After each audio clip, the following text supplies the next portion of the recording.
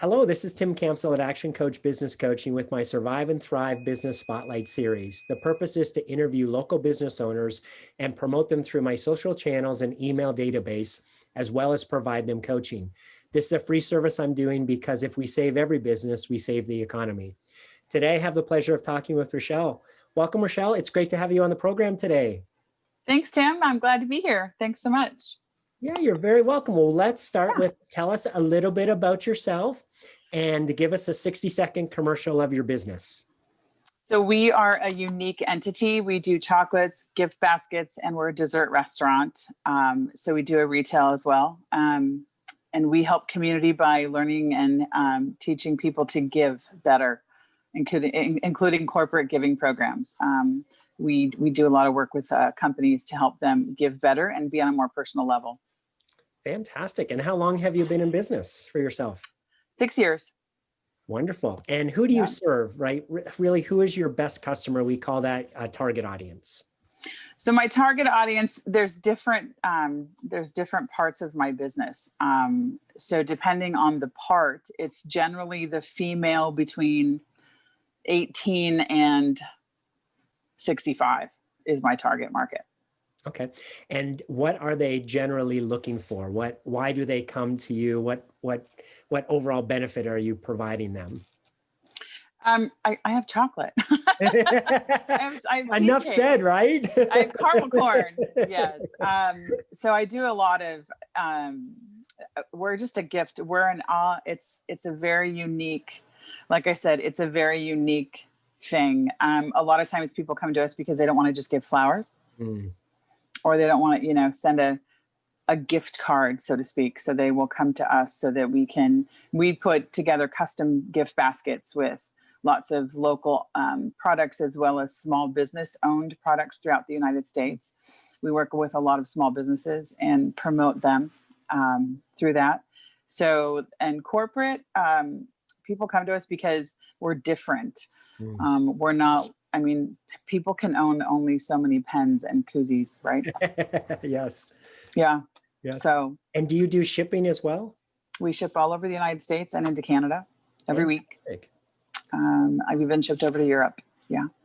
Wonderful. Well, after this interview, we need to talk because I've been looking for someone like you for some welcome packs when I bring on new clients. That sounds perfect. Yeah.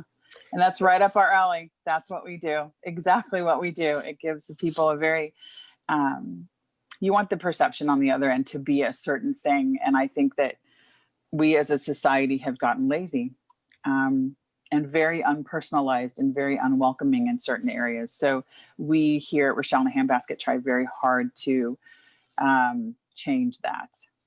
Fantastic. Change that. Yeah. So tell me, what's been the greatest impact that COVID has had on your business? People wanting to say hello and they can't in person, right? So we have done phenomenal during COVID. I'm very blessed with that.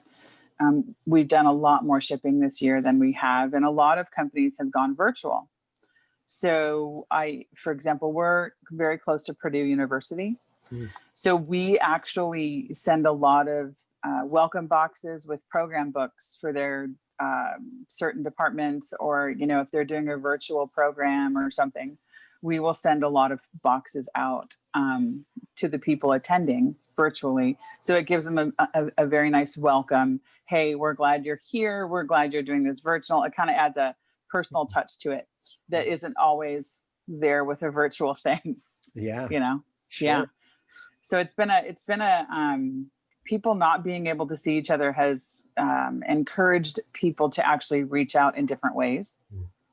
Yeah. And so that's been a huge, congratulations on your success during this time. Thank you. That's awesome. Thank you. So what are one or two things that you've done differently during this time that's allowed you to be successful, and how are those things worked for you? Sure that I've done something different during this time. I think, Tim, honestly, it was the build up to this time. I originally started out as a gift basket and chocolate, and just, pretty much set in a pathway that is this big, right? And I'm one of those people that has always been, surround yourself by people that are smarter than you, if you will. And so I had some mentors and have some mentors. And one of them said to me one day, how are you going to withstand a recession? Oh, wow. 4.5 years ago, he said that to me, because I'm one of those things, those entities that if we hit a recession, people are going to back off from chocolate. Right. Yes. So I decided at that point that diversity had to happen and diversity had to be important in my business. So because of that word diversify, I have 5 different things that I do under the umbrella Richelle and a Handbasket. And one of those things that we just did last year was bring on beer and wine.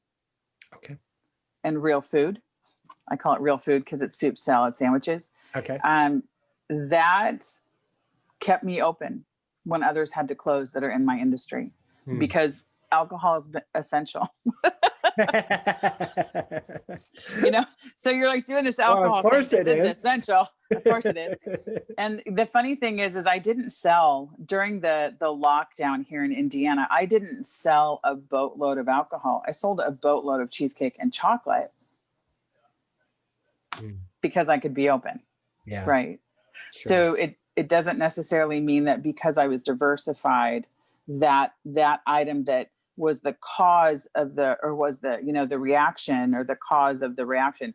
But it was like, and I didn't sell a lot of real food because that's not what people know me for. They know me for my sweets and our gift baskets and our giving programs. So that flourished because people could still come in and see me.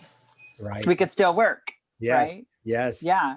So when other companies that are in my, chocolate shops and that kind of thing had to be closed, I didn't. I could stay open. Wow, huge. That it is. Yeah. Congratulations. Wow. Thank you. What a blessing that your mentor shared that with you 4 years ago. Yeah. Right. And it stuck with me. So I went from one or like 1.5 divisions to actually I have five divisions now. Oh, that's awesome. So, and that's important, I think, businesses have to do that. Like you have to think about how are you going to survive, the worst case scenario, how are you going to survive it? Yes. Unfortunately, there's been so many business owners who in March thought, hey, this is just going to be a few weeks, and they ducked their head in the sand, right? And said, I'm just going to wait this out. And, unfortunately they didn't make it, right? No. Versus the others who said, hey, I have to pivot and I have to figure this out. And, I've got to make sure I survive through this period of time. And those are the ones like yourself who are coming out stronger because they figured it out and they did what they had to do to make it work. So again, congratulations. It's awesome. Thank you. Yeah, it was, we were not really set up to do carry out food. And I switched it. We had to. I'm like, nope, we're gonna, we opted to be on Grubhub and Uber Eats and DoorDash and the delivery services that are out there. So, those are some of the things that we had to incorporate in. My staff wasn't crazy about them, but it was a real thing, right? You have to do it. It's like either we do this or we don't, Yes. So we looked for any avenue possible that we could ensure that we were going to keep the doors open. Yeah. Good for you. Yeah. So here's an interesting question, Richelle. It's been said, smart people learn from their mistakes and wise people learn from the mistakes of others. So what mistakes did you make along the way, and how can other entrepreneurs learn from your experience? So I have to get out of my own way. A lot of small business owners like myself, you think you can't let go, you have to micromanage, the trust factor, the control freak issue. I mean, all of that is basically the same thing to me. No one can do it as well as me. Yep. Yes. No one can do it as well as you, as me. It's, you guys don't think like I do. Yes. And the biggest mistake was in the beginning, I did not let those around me grow. Nor did I encourage them to step outside of a box and be brave and, you know, use their own mind and do what they like. 'Cause my way isn't always the right way. Yeah. Right. Yeah. So, you know, employees, when you talk to small business owners, or when I do anyway, our biggest issue is like the bane of our existence is employees, staff. Yes. Let me guess.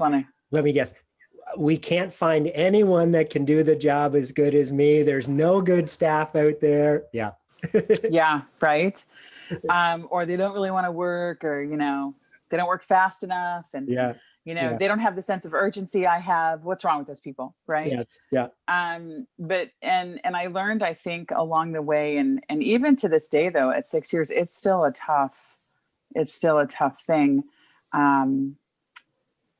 to let them go, to let them be, just let them do their thing, you know, give them direction. And, you know, 'cause here's what happened. So I didn't do that. And they relied on me so heavily that now the last year has been a struggle to get them off of me. Like, go, you have this, you know, go be you, go be awesome.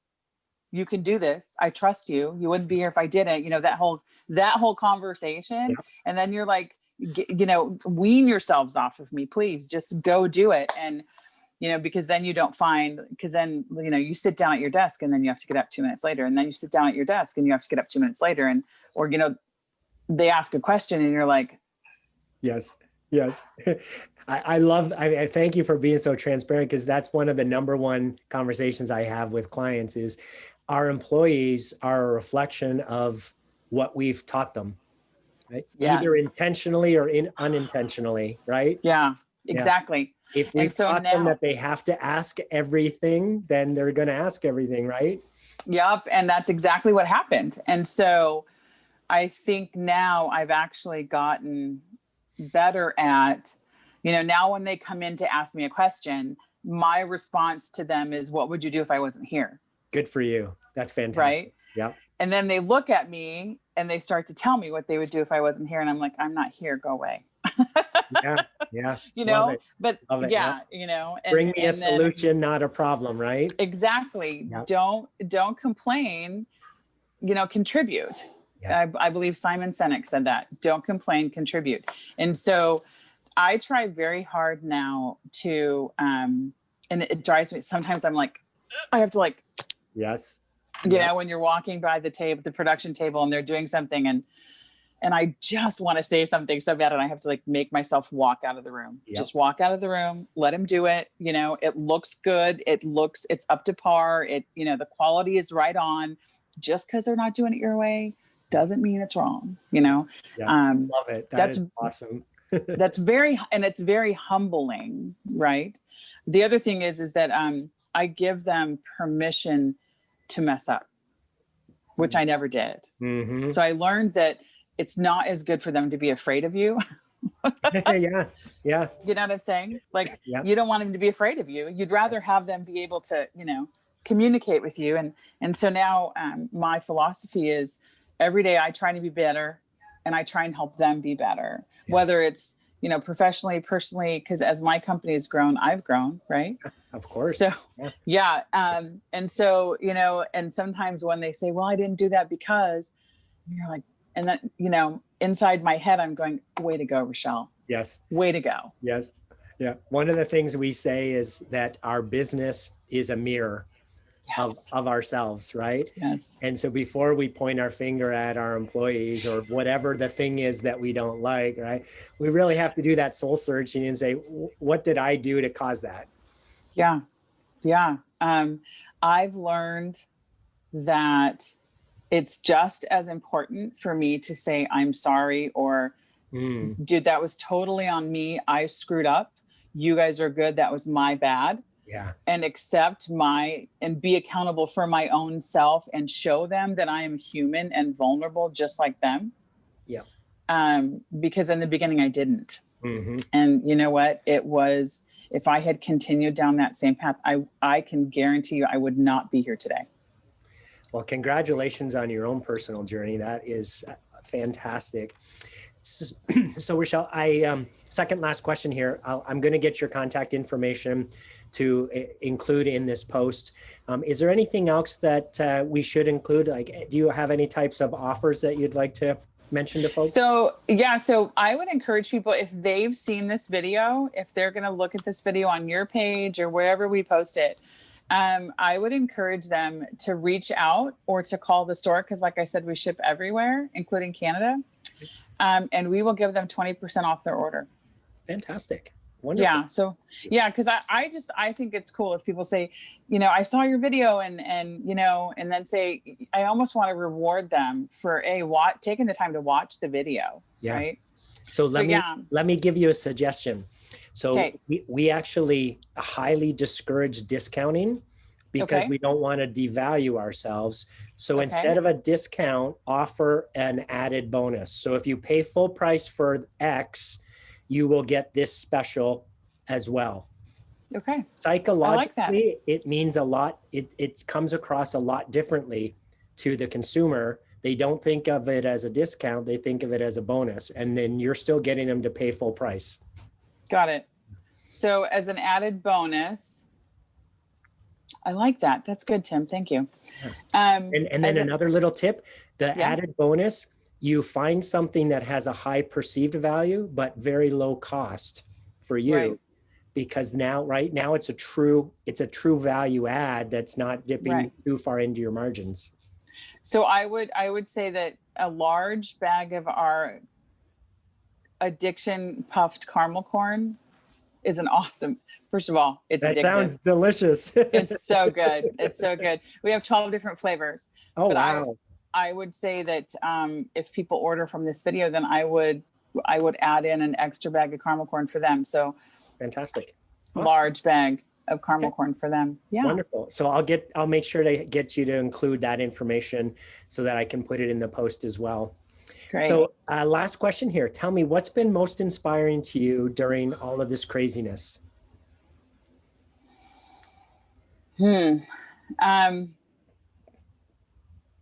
So I'm very grounded in my faith, right? Mm-hmm. The trust that people have in getting to the other side of this. As a general population in a large amount, I think that, we need some work as human beings. Yes. Honestly, that's just a fact, right? So in our community, it's like I don't know, we've got about 350,000 to 400,000 people here. But to see them embrace spending time with their family, right? Embrace being with their kids, doing totally opposite. And I'm not going to say that we're all great and that we all have patience, because I can tell you right now that was shorted when I was created, for sure. And, but it's cool the way people have come together. I think that's the most inspiring thing, to me is that people have become more grounded, I think, and they're closer. They've gone back to being human. Yeah. I love it. Yeah. Back to being human. Yeah. The hard part is that you can't hug. I hate it because I'm a hugger. And so people come in here, like I have clients that come in and the first thing they do is want to hug me, and I want to hug them. And, and we can't. And so we're both like standing there, trying. Yeah. But I just, people come in here, like they've just come in and they're like stepping up and helping small businesses. And, they're just, pick different places to eat every night. And the way the communities come together to keep those of us alive like this is just, it's awesome. It's awesome. West Lafayette, Indiana has a great community. And I'm grateful for them. Well, my wife and I are going to have to come up and check out all of your treats. Where are you? In Noblesville, just north of Indianapolis. Yeah. Yeah, but you're not from there because you have a Canadian accent. I am from Canada. Yes. Yes. I can hear the oat. Check it out. I think it sounds the same as everyone else says it, but everyone tells me it's not. Yep. No, Tim, there's definitely a Canadian. I was either Canadian or Minnesota. Uh-huh. Yeah. Well, Richelle, that concludes our interview. For those listening to this, if you heard something in this conversation that maybe you're struggling with or you'd like to talk through in a little more detail, I do offer a complimentary coaching session. So I'll provide that information in this post as well. And you're definitely going to want to take advantage of that free popcorn offer. So make sure to include that information here as well. Richelle, it's been a pleasure learning about you and your company today, and I wish you tremendous success. Well, thank you so much, Tim. I appreciate the opportunity to talk with you and meet with you and just be a part of this. I think it's cool. And, I think what you're doing to help others is amazing. So God bless you for that. Thank you. Have yourself a wonderful day. You as well. Take care. Okay. Bye-bye.